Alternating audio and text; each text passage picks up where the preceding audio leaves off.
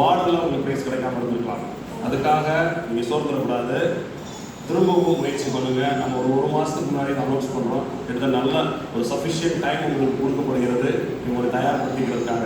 இது மட்டும் உங்களுக்கு ஒரு ஸ்பிரிச்சுவல் லைஃப்பில் மாத்திரம் இல்லை, நீங்கள் இது மாதிரி படிக்கிறது, ஒரு பாட்டு போட்டியிலையோ இல்லை இது மாதிரி வசன போட்டியிலையோ கலந்துக்கிட்டு ஸ்டேஜில் வந்து தைரியமாக பேசுகிறது, நாட் ஓன்லி உங்கள் ஸ்பிரிச்சுவல் லைஃப்பில் உங்கள் உயர்த்துறது, உங்கள் பர்சனல் லைஃப்லையும் ஒரு ப்ரொஃபஷனல் லைஃப்லையுமே அது ரொம்ப உங்களுக்கு உதவியாக இருக்கும்.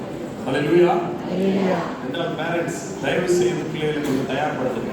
ஏன்னா அவங்க ஒரு வேளை டிசம்பரில் உங்களுக்கு ஆஃபீஸ் எக்ஸாம் இருக்கலாம், படிப்பில் கொஞ்சம் ஃபோக்கஸ்டாக இருக்கலாம். இருந்தாலும் ஒரு நாளைக்கு 1 வருஷம் 2 வருஷம் படிக்கிறதுனால எந்த படிப்பும் உங்களுக்கு டிஸ்டர்ப் ஆகாது. வந்து நீங்கள் பிளான் பண்ணி கடைசி நேரத்தில் உட்காந்து ஐயோ நாளைக்கு நமக்கு காம்படிஷன் இருக்குது, இன்றைக்கே உட்காந்து விடிய படிக்கும், அந்த மாதிரி இல்லாமல் ஒரு கொஞ்சம் சீக்கிரமாக உங்களோட ப்ரிப்பரேஷன் ஸ்டார்ட் பண்ணுங்கள். கிட்டத்தட்ட ஒரு 20 நாள் 2 வீக்ஸ் 3 வீக்ஸ் முன்னாடி நம்ம அனௌன்ஸ் பண்ணுறோம். ஸோ ஒரு மாதத்துக்கு முன்னாடி நம்ம அனௌன்ஸ் பண்ணுறோம். ஸோ ஒரு 30 வருஷம் இருந்துச்சுன்னா கொஞ்சம் பிளான் பண்ணி ஒரு நாளைக்கு 4 வருஷம் ஒரு 5 வருஷம் முடிஞ்ச அளவு எழுதி பாருங்கள். காம்படிஷனுக்கு முன்னாடி ஃபுல்லாக சொல்லி பாருங்கள், கண்ணாடி முன்னாடி பேசி பாருங்கள். அவசரமாக முதல் நாள் உட்காந்து படிச்சுட்டு இருந்து அடுத்த நாள் பயத்துலையோ அதே பண்ணாதபடி இன்னும் ஒரு ஹேபிச்சுவலாக மாற்றுறதுக்காக இந்த காம்படிஷன் வச்சுருக்கோம். நீங்கள் அப்படியே ஒரு மாதம் பண்ண ஆரம்பிச்சிட்டிங்கன்னா அடுத்து இந்த புது வருஷம் ஸ்டார்ட் ஆகுது.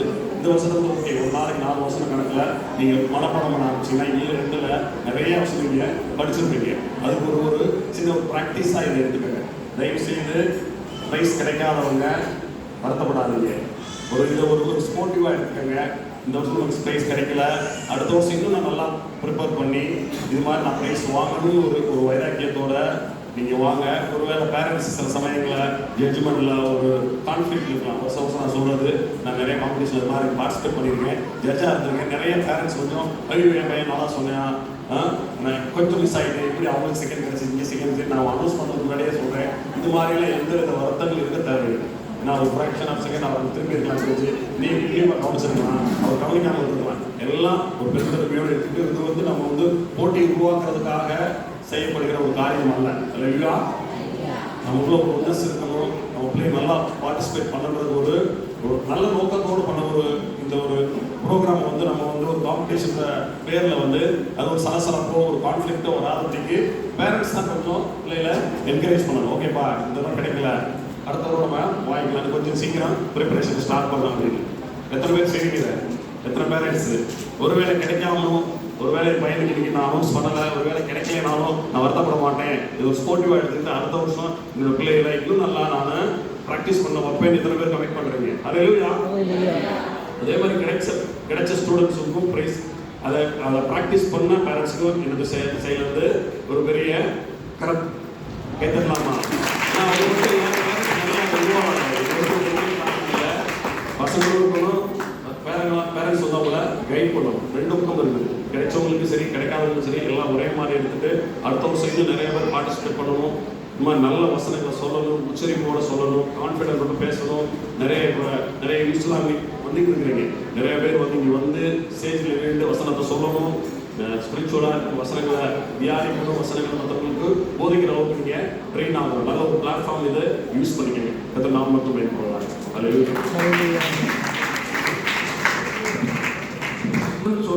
சொல்லி பிழை குற்றங்கள் குறைகள் இருந்தால் ஆதரவு பரிசு கொடுக்கலான்ட்டு.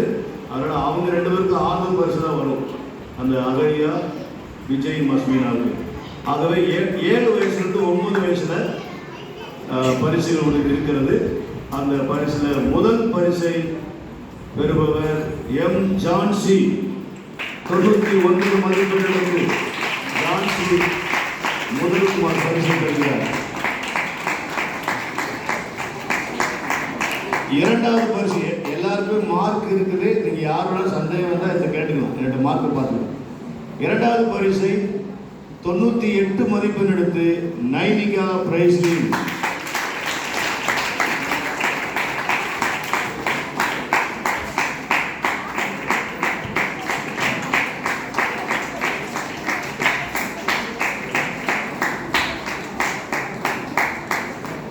மூன்றாவது பரிசை பெறுபவர் 97 மதிப்பெண் எடுத்து விஜய் நிதிஷ். புதுசாக வந்து ஜாயின் பண்ணாங்க விஜய் நிதிஷ்.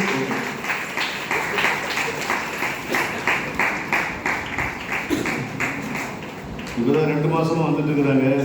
புதுசாக ஜாயின் பண்ணி பரிசு பெற்றிருக்கீங்க. ஓகே, அடுத்ததாக 10 வயசுலேருந்து 13 வயது வரை உள்ள அந்த பிரிவினருக்கு முதல் பரிசை 100க்கு 100 மதிப்பெண் எடுத்து ஜெய ரூபினா.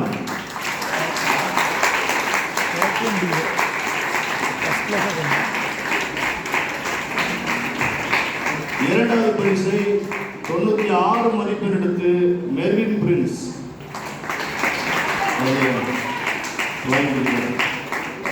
அவங்க மும்பை போயிட்டாங்க, வாங்கி பானசமயம் வாங்கி வச்சு. மூன்றாவது பரிசை 95 மதிப்பெண் எடுத்து ஜெய பெனியே.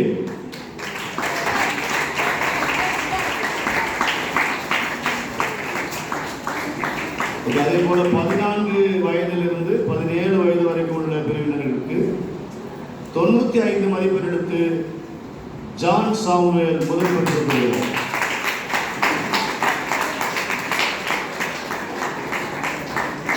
இரண்டாவது பரிசை 90 மதிப்பெண் எடுத்து லோகேஷ் பெறுகிறார். லோகேஷ் சிக்கோடியா.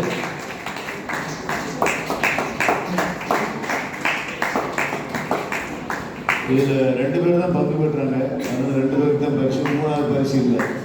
3வது யாராவது பங்கு பெற்றாங்க 3வது பரிசு வாங்கிட்டு. 18 வயதுக்கு மேலே திருமணம் ஆகாதவர்கள் வரைக்கும் அந்த பிரிவில் 100க்கு 100 மதிப்பெண் எடுத்து பிரியம் ரூபவதி.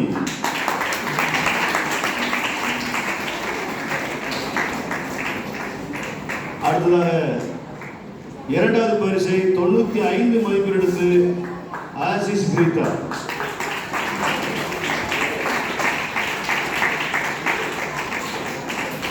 மூன்றாவது பரிசை 93 மதிப்பெண் எடுத்து ஜாய் சுதீப்.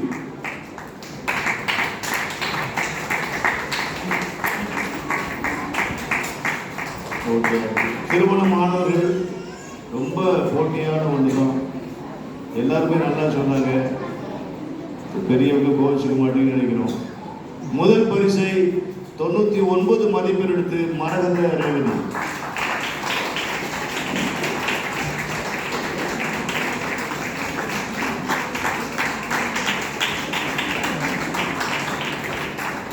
இரண்டாவது பரிசை 98 மதிப்பெண் எடுத்து எம் பிரசன்னா.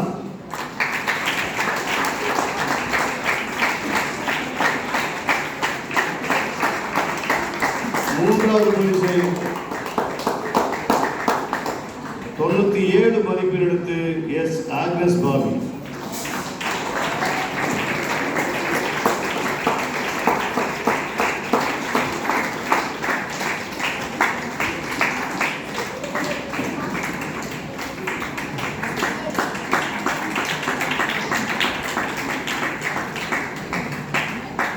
ஓகே, 6வது பரிசு மன்னிக்கணும். ஏன்னா நீங்கள் போன வாரம் பேர் கொடுத்துருந்தவங்க